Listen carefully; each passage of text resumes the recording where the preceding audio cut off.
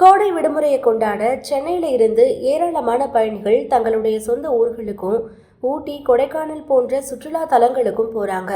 ரயில் பயணிகள் குறிப்பிட்ட அளவு மட்டும்தான் லக்கேஜ் எடுத்து போகணும் அப்படின்ற நடைமுறை இருக்கு.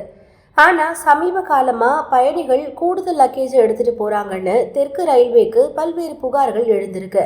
அதனால ரயில்கள்ல நிர்ணயிக்கப்பட்ட அளவை விட கூடுதல் லக்கேஜ் எடுத்து செல்லக்கூடிய பயணிகள் கிட்ட கட்டணம் விதிக்கப்படும்னு இப்போ தெற்கு ரயில்வே அறிவிச்சிருக்கு.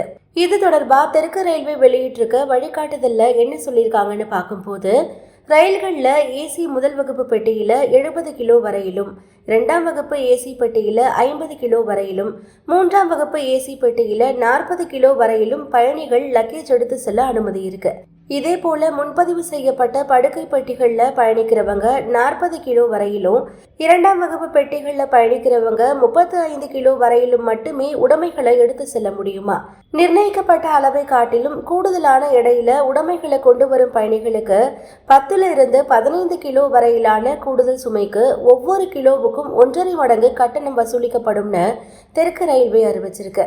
இதே மாதிரி பயணிகள் கொண்டு வரக்கூடிய உடைமைகளை அளவீடு செய்யும் நடைமுறைகள் குறித்து தெற்கு ரயில்வே அதிகாரிகள் ஆலோசனை மேற்கொண்டு வருவதா அறிவிச்சிருக்காங்க.